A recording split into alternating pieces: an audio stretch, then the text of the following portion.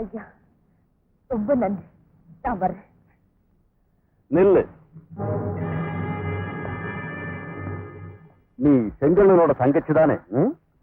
ஆமா. இப்ப நீ கோபுவை தேடித்தானே போற? உங்களுக்கு எப்படி தெரியும்? இதற்கு தெரியாம இந்த காட்டுல எதுவும் நடக்காது, நடக்கவும் முடியாது. நீங்க யாரு? நான் யார்?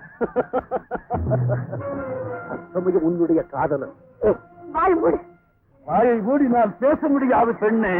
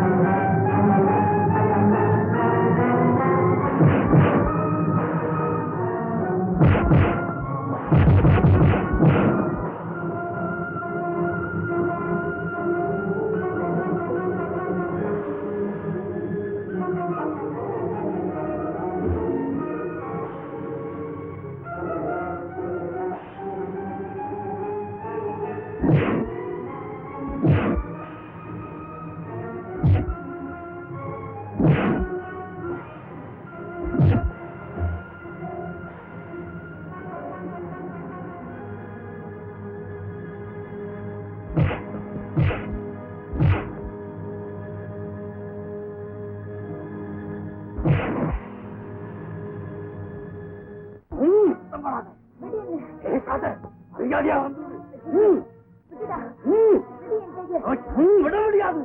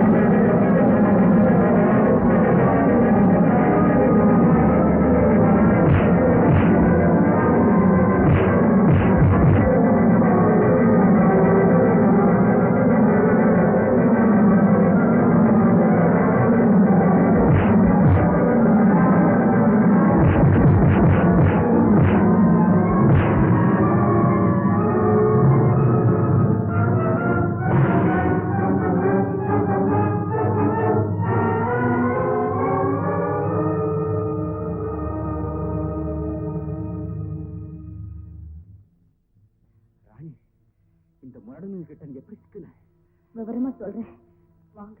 வா போலாம்.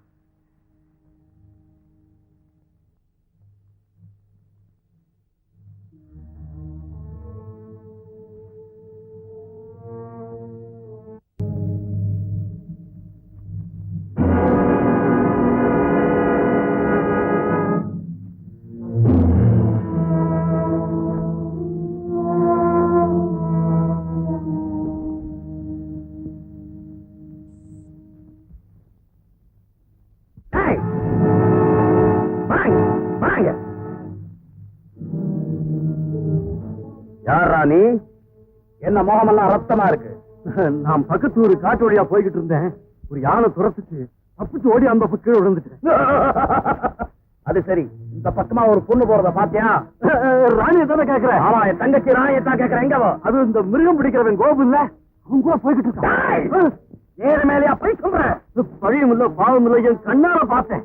நான் நேரா போய் பார்த்தேன். நீ சொல்றது பொய்யா இருந்தது. அப்படியே வந்து நான் சொல்றது பொய்யா இருந்தா தண்டனை கொடுத்தது உண்மையா இருந்தா பரிசு தரேன். பரிசு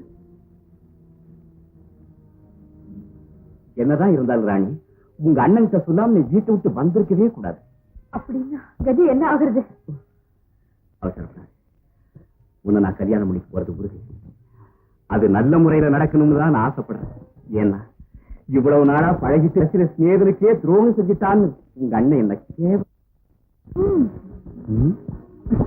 நீ இந்த வீட்டு ராணி ஆனதுக்கு அப்புறம் இந்த ஏழை மேல உனக்கு இறக்கிறதுதான். போங்க.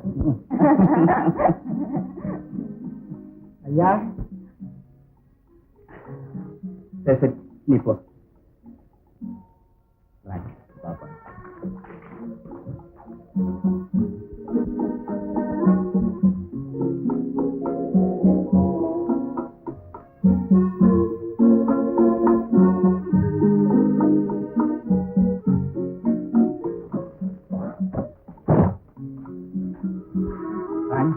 இப்போதைக்கு நீங்க தங்கிக்க.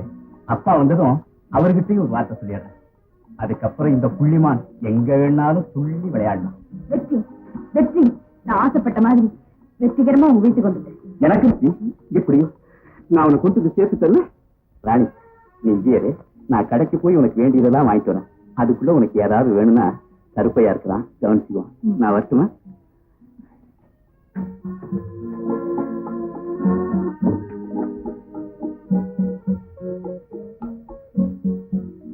ராணி, ஓஞ்சி வளர்ந்த மலையில தவழ்ந்து ஓடையில நீந்தி உல்லாச வாழ்க்கை நடத்தின உனக்கு தகுந்தபடி இங்க பக்கத்துல ஓடை இருக்குது. அங்க போய் நீரா மாறி நீந்தி விளையாடு.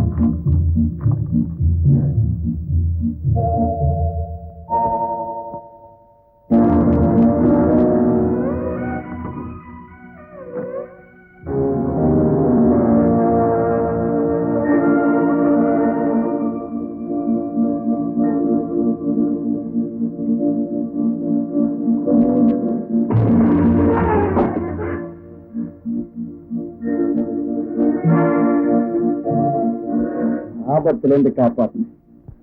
நன்றி கூட சொல்ல முடியும்.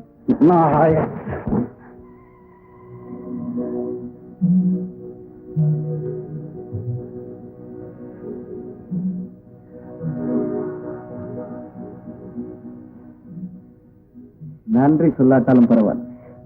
நல்லா இருக்கு, லட்டு மாதிரி.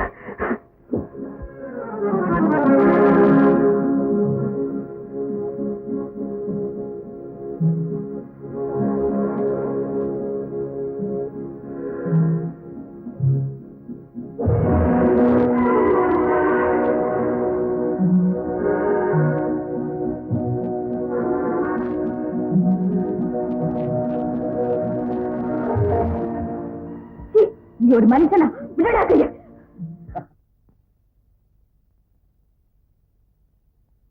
கொடி வேற இழுக்கிறியா? ஆஹா, வயசுக்கு உனக்கு சம்பந்தமே இல்லை. யாமனாலே பொடியா போடுறான். நடக்கிறான், பாக்குறான். யார இப்ப நன்றி கேட்டவன் இவனை நல்லா உதைக்கிறான். நல்ல ஒன்ன வணக்கம். கல்யாணம் ஆகாத பொண்ணை கைய பிடிச்சிட்டு கலாட்டா பண்ண. ஏண்டா ஒரு வயசுக்கு வந்த பொண்ணை சொல்லாமாடா? தொட்டா என்னவோ அறிவட்ட கழுத.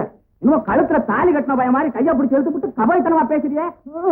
கழுத்துல தாலி கட்டினாதான் கைய தொடலாமா? இல்ல என்னடா, வீட்டுக்குள்ள நடந்து வெளியில் நடந்தா ஊர்ல இருக்க உன் கைய கால உடைச்சிருப்பான். போடா வச்சு நீங்க சும்மா இருங்கப்பா. தம்பி பாபு பாபு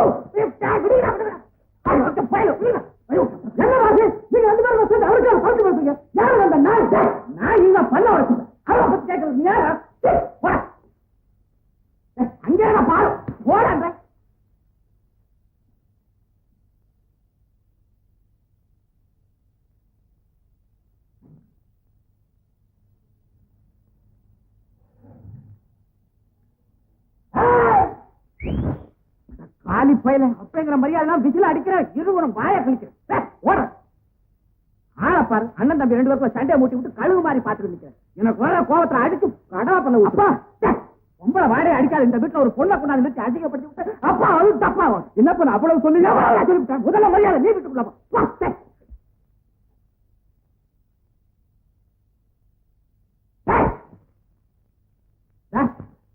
நீ என்ன பாக்குற உன்னை பத்தி என் புள்ள சொன்னான் நீ அனாத அண்ணனை விட்டு வந்திருக்க அடைக்க உனக்கு அடைக்கல கொடுத்தா இந்த 2 பேருக்கு செத்து போயிடுவான் போது இப்பவே உன்னை அனுப்பிச்சிருவேன் 1 மணி நேரம் பொண்ணாச்சேன்னு பாக்குற பாவம் இன்னைக்கு ஒரு நாள் இந்த ராத்திரி பொழுது இங்க தங்கிட்டு காலங்காத்தால காக்கா கத்தப்புக்கும் ஓடி போயிடு இல்ல